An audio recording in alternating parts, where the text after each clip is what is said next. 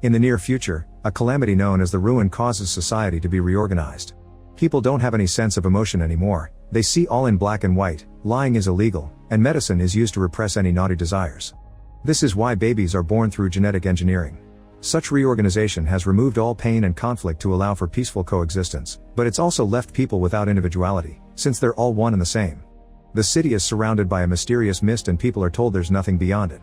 A boy named Jonas rides his bicycle to the nurturing center with his best friends Fiona and Asher to do volunteer work with the newborn babies. The three of them have turned 18, which means soon they'll be assigned a place in the community. Fiona and Asher are excited about the upcoming ceremony, but Jonas is scared because he feels different and he doesn't know what path to pursue.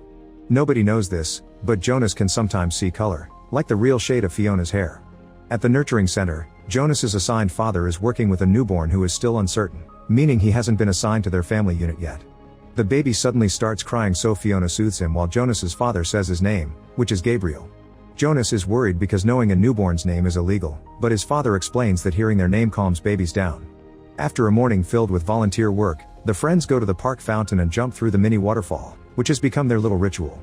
At that moment they make a promise: no matter what role they get assigned during the ceremony, they'll always be friends. The next day all the teenagers attend the ceremony, which is being hosted by the chief elder. First they say goodbye to the retired elders, who will be sent to a retirement home called Elsewhere.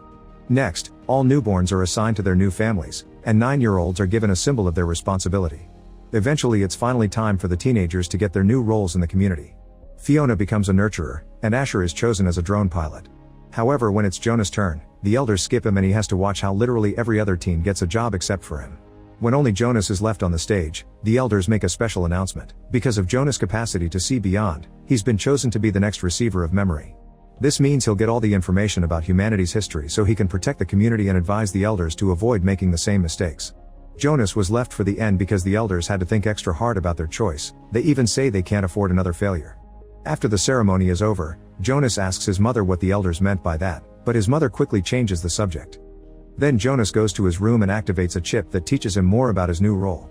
He'll have to report to the current receiver for training, and after every training session he must immediately return to his house. All the details of this training must be kept secret. This role gives Jonas the privilege of many legal exceptions. He can ask any question and lie without being seen as rude, and aside from the daily anti-desire injection he mustn't take any medication, especially those that stop pain. The following day, Jonas puts on his new uniform, which makes him look different from everyone. He rides his bike to the edge and enters a lonely house where he meets the current receiver of memory. Since he'll be passing the memories to Jonas to be the new receiver, the old man says he's now the giver. The man explains that Jonas' training will be receiving humanity's history and learning to guide the elders, then makes him sit across from him. Jonas notices a mark on the giver's wrist which matches the one he has. The giver makes him move until they're as close as possible and takes Jonas' hands, causing him to start having visions. He suddenly feels cold and is shocked to see snow, which he never saw before. There's a sled nearby so he tries taking a ride, only to stop when he spots a house with a happy family singing a Christmas song. Before he can learn more, Jonas appears back in the giver's room. Apparently this is all for the first day, but the giver promises that there's much more to the world than people think. In the evening, the mother says there's something a little different about Jonas. At that moment the father comes home with Gabriel because the baby needs help to catch up on his development. Jonas notices Gabriel has the same mark on his wrist and can guess what will be his future. The next day, the giver announces they'll learn more about color. The giver shares that his first color was yellow, and Jonas tells him about the red of Fiona's hair. Then the giver sends Jonas into another memory, and this time he can see lots of wonderful colors in the sky. It seems this is the first time he gets to look at a sunset.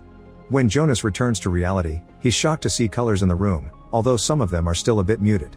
It's explained that the elders decided to get rid of colors because it encouraged envy, but as Jonas advances with his training, he'll see more colors and in brighter tones.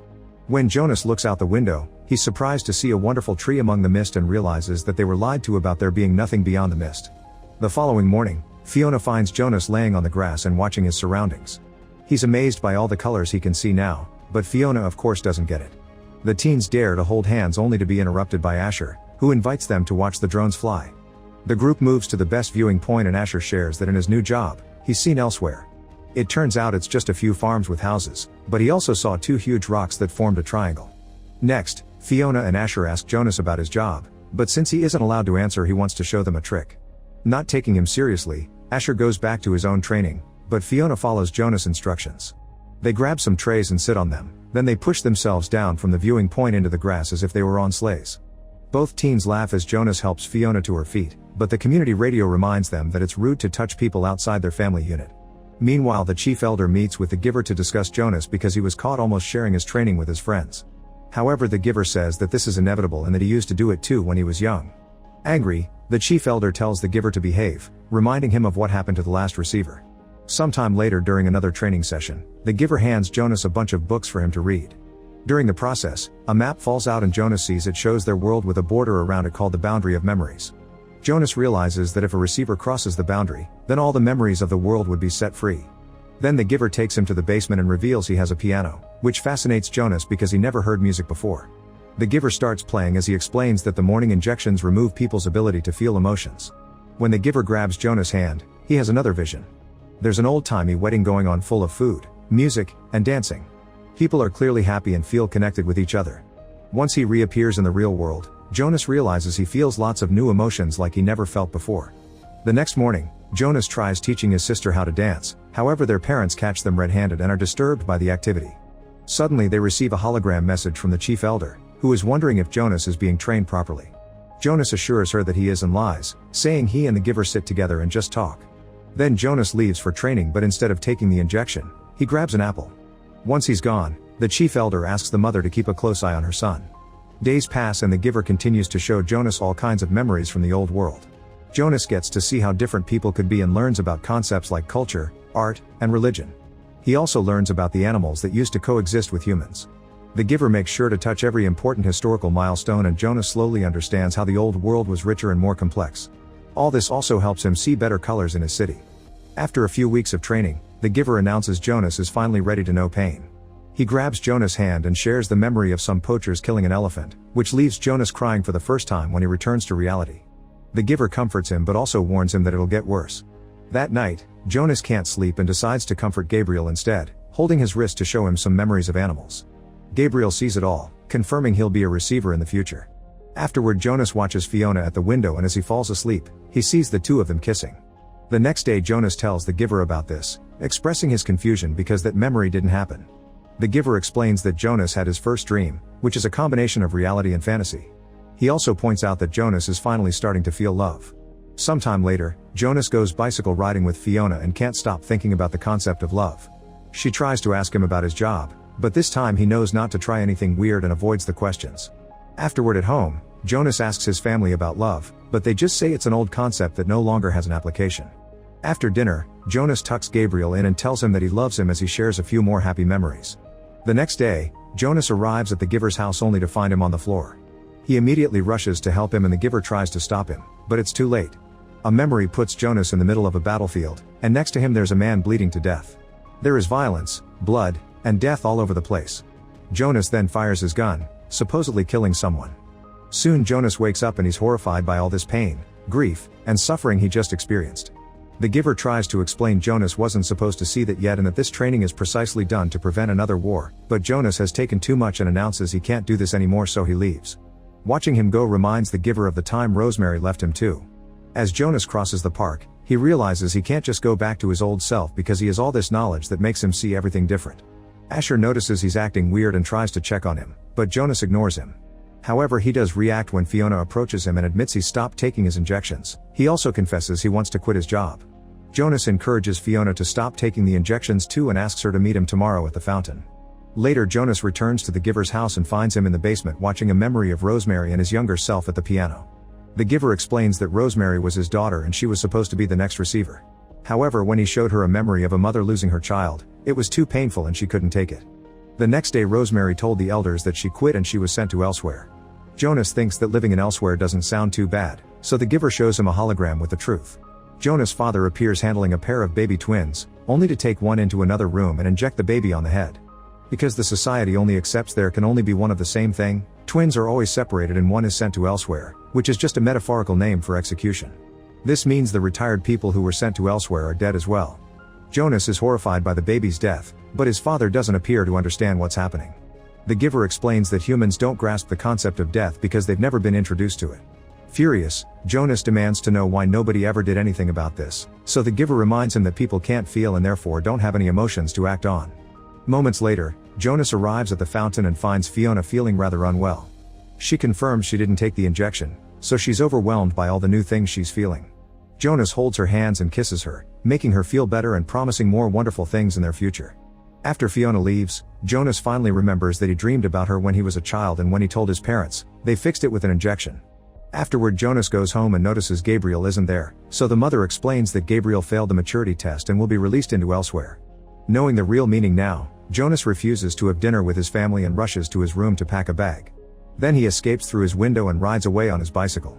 Suddenly Jonas finds the way blocked by Asher, who reminds him leaving his home this late is illegal.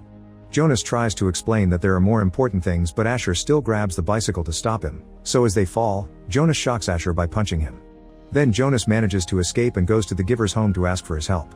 The Giver is glad to see this rebel act and they make a plan together. Jonas will take Gabriel to the boundary of memories to release humanity's history, while the Giver stays to help guide people once all those memories come back.